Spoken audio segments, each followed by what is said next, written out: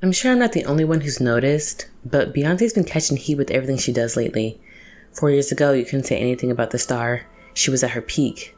Now, not so much. And Trouble in Paradise all started during the shutdown. It was then the public started to question if Knowles was really as pro-black as she marketed herself to be, if she was really a good mentor, ushering in a new generation of black talent. In addition to people questioning her image, the public has been showing disinterest in the singer's projects lately, as her type of celebrity is becoming outdated. Furthermore, criticism from her tour has made her situation worse. For the prices of the tickets and how high B has set the bar for her concerts, people feel like the more toned-down vibe of the tour hadn't met their expectations. Thus, the public has turned on her. Let's get into it.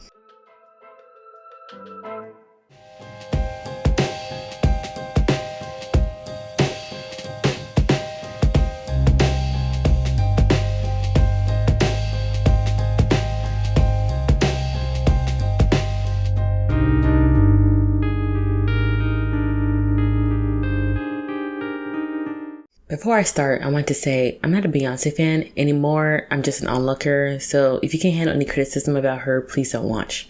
Everyone seems to have something negative or critical to say when it comes to anything Beyonce is doing lately, and it's weird to see. Rumors and naysayers have always been around the superstar, but it's always been on the fringes.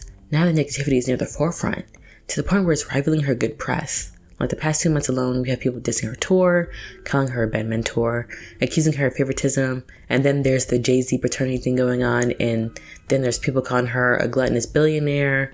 I'm kind of in shock a little bit. I haven't seen this much bad press from Beyonce ever, though if you were there during Beyonce's Destiny's Child era, I'm told there was a lot of scandal back then, but I don't know anything about that, so as I digress.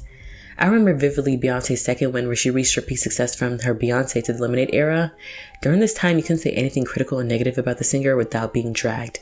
This was Beyonce's your fave's favorite celebrity era, the Queen Bee, the good mother figure. She also branded herself as this gatekeeper for her black womanhood and aligned herself with this pro-black radicalism. Knowles was making so many culturally significant moments, you knew where you were when self-titled dropped. Beyonce, more details coming out over the weekend about how she kept her brand new album top secret. She had the 2016 Super Bowl performance, and Beychella was the most watched live performance of 2018, and it seemed like she was on a roll until the panorama happened. Then that's when the floodgates started to open. You might be asking, how did B end up in the situation she's in right now, constantly being criticized? Well, though gradual, the decline Beyonce is experiencing started in 2020. During the shutdown, all aspects of life was changed. In regards of entertainment, there was a massive wave of cancellations dealing with racial prejudice. Mind you, in the political sphere, there were protests happening frequently against racial injustice in tandem. This was perfect for Beyonce, right? She had been pro-black since Lemonade and was still upkeeping this black woman gatekeeping persona, ushering new acts into the mainstream. More so in the summer of 2020, she released Black is King, a film in collaboration with Disney's The Lion King celebrating Africa.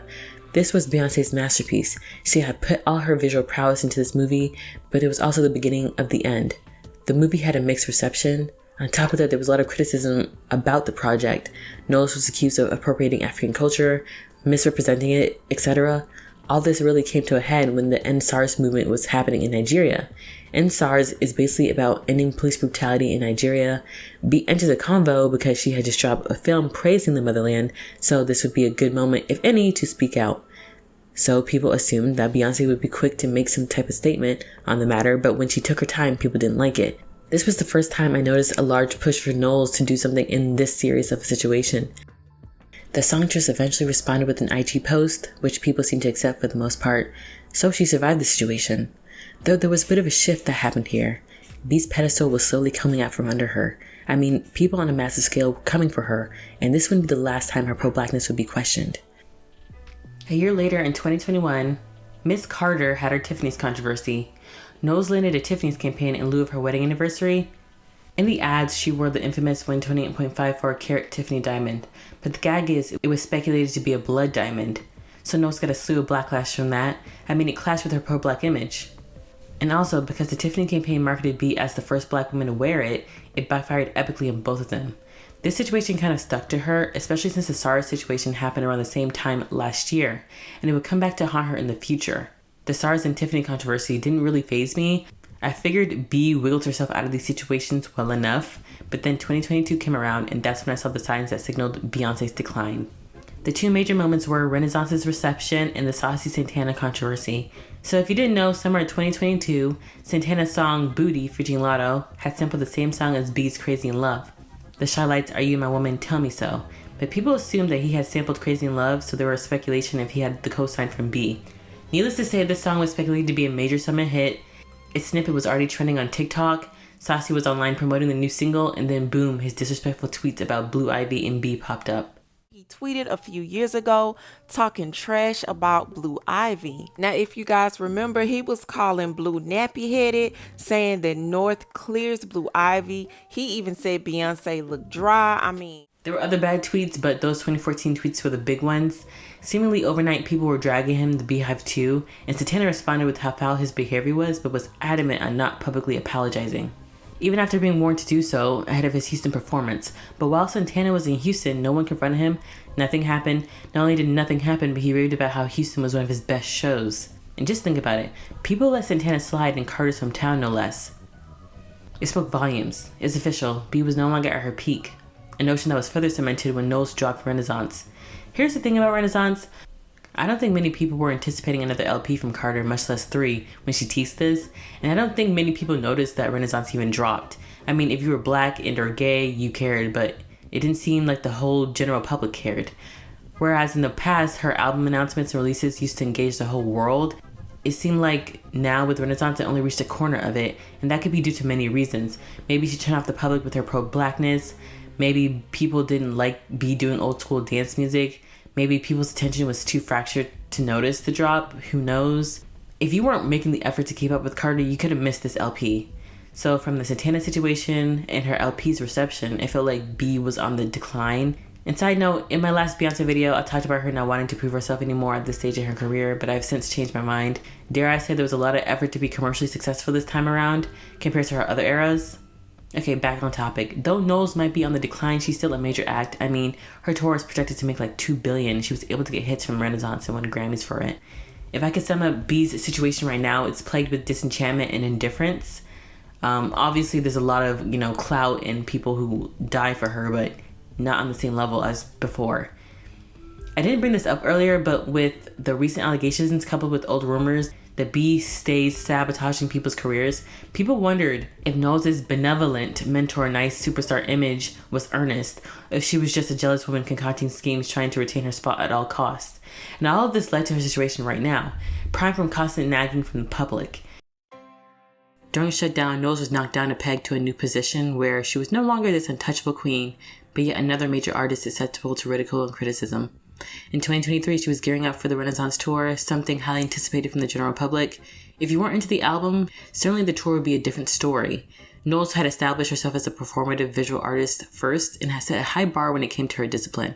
On top of that, there were rumors that this tour would be Knowles' last. Along with the ticket prices hiking up to absurd amounts, people were sure this would be a show to remember, or at least a show worth thousands of dollars. Unfortunately, reception from the show was mixed. Others complained about how she primarily performed her Renaissance songs, and overall, people didn't feel like they had their money's worth. Some Beyonce defenders were saying she's getting older and so expectations have to be set more reasonably, even saying that the staging should be enough with how intricate and maximalist it was. It made sense that the tickets would be expensive. Others mentioned that at this point in her career, she has nothing else to prove, so why were we expecting old Beyonce? But in my opinion, people were encouraged to have these high expectations in order to buy said expensive tickets. And furthermore, if people didn't go through all these extreme lengths to buy tickets, they wouldn't be so disappointed and angry. Like, these tickets didn't need to be that expensive.